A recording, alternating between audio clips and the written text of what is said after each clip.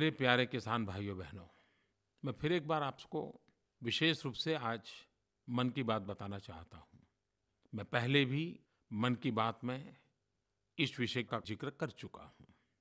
आपने सुना होगा, संसद में मुझे सुना होगा, सार्वजनिक सभाओं में सुना होगा, मन की बात में सुना होगा। मैं हर बार एक बात कहता आया हूँ कि जिस लैंड एक्विजिशन एक्ट के संबंध में विवाद चल रहा है, उसके विषय में सरकार का मन खुला है।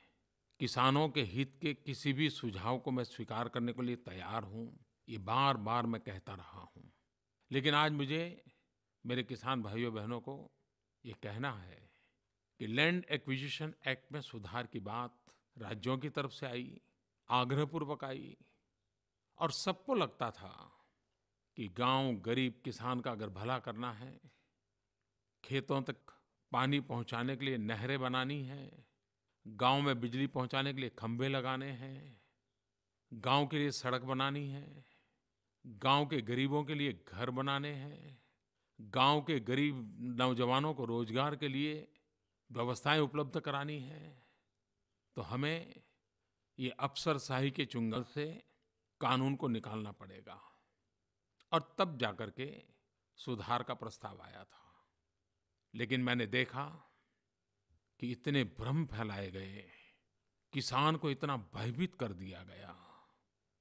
मेरे किसान भाइयों-बहनों, मेरा किसान न भ्रमित होना चाहिए और भयभीत तो कतई नहीं होना चाहिए।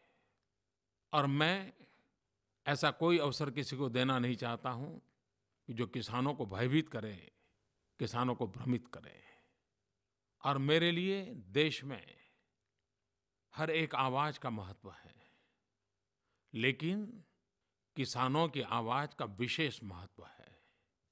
हमने एक ऑर्डिनेंस जारी किया था।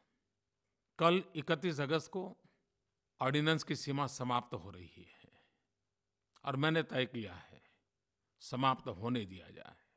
मतलब ये हुआ कि मेरी सरकार बनी, उसके पहले जो स्थिति थी, वह अब पुनः प्रस्थापित हो चुकी है। लेकिन उसमें एक काम अधूरा था और वो था 13 ऐसे बिंदु थे जिसका 1 साल में पूर्ण करना था और इसीलिए हम ऑर्डिनेंस में उसको लाए थे।